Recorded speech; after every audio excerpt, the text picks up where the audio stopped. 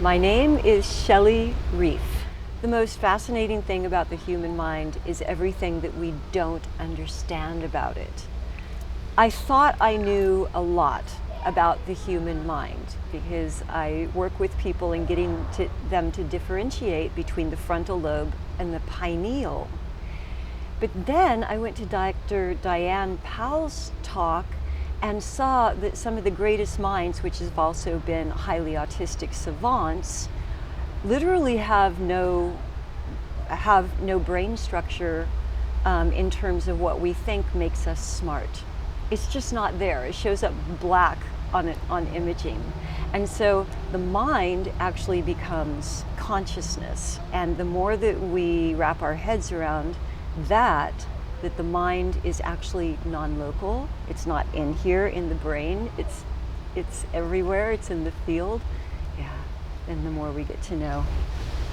I think what people underestimate the most about themselves and their own abilities is what goes on in the mind or the non-local mind, and second guessing their intuition and those psychic hits that come in for absolutely everyone.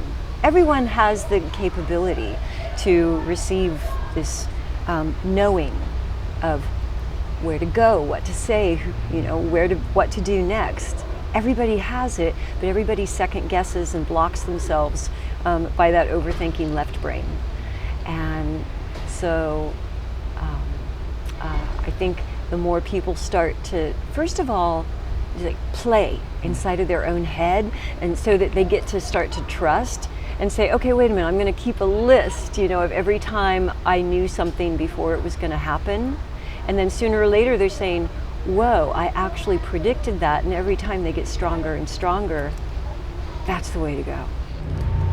The way I would like to see the world change is for people to come into their hearts and understand that their hearts are not only connected to their mind, but to a large degree are fueling their mind, driving their mind and their choices and the decisions and their path through life. And when we come to the tipping point of humanity doing that, we're going to live in an entirely different world. And what I'm doing to help bring that about in this world is I teach and train people in telepathy. But it's not just telepathy. I call it sacred telepathy because it's only ever used for good. And really, the techniques that I teach, they only work when they're connected to the heart and for the betterment of all.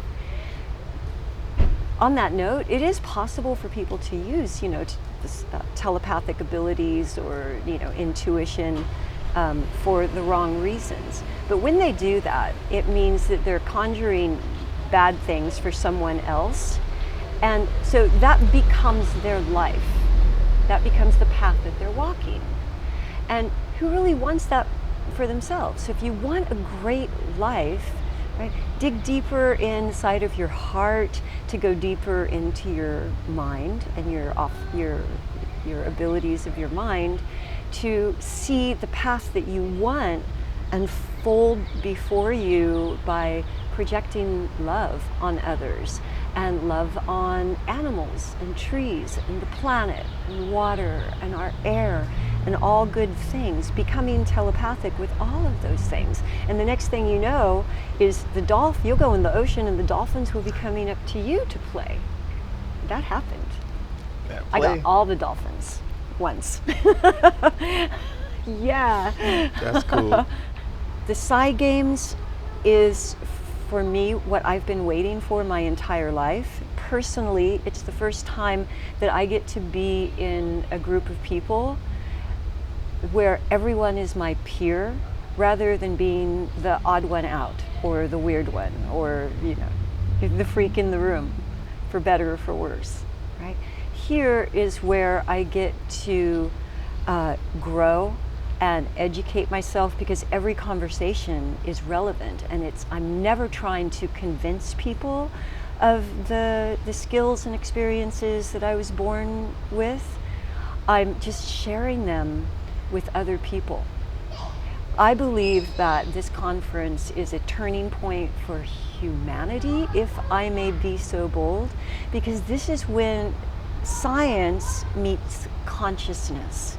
And as this conversation of telepathy and psychic abilities starts to become mainstream, as it is through these wonderful podcasts that are coming out right now, I'm watching it sway, I'm watching it shift all of the conversations across all of science and archaeology and physics and everyone, because finally consciousness is relevant, and it's the only path forward.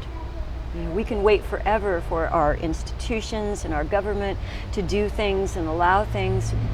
We could wait lifetimes.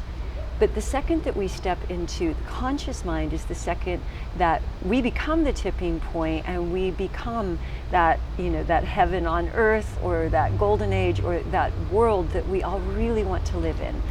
Because the most important thing about telepathy is it's completely transparent. You can't lie, you can't cheat, everyone will know.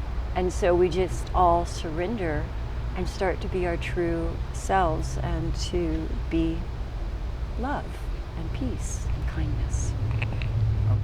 So you can find me at shellyreef.com, and there you'll find all kinds of events. I'm a professional sound healer. I've been doing it for years. I train and certify people in therapeutic harps.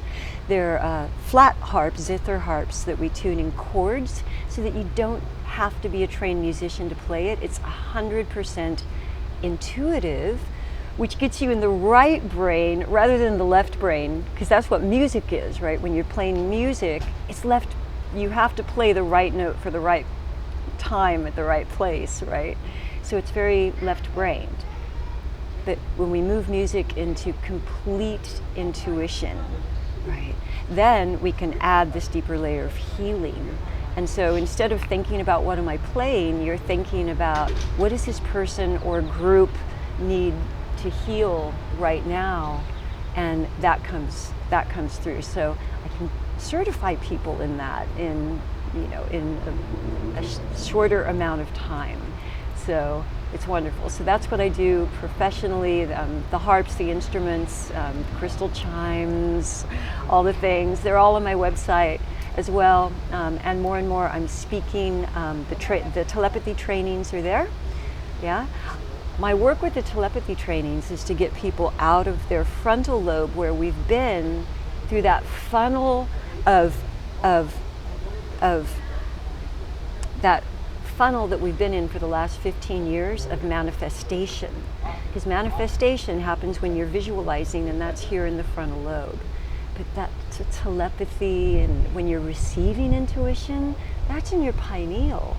So it's less about that and more about the I like that. Less about the more about the That's right. It just sounds more refreshing too. Yeah, right? It's fun and healing just to be in it. And that's how it should always feel, as it should be with your teachers.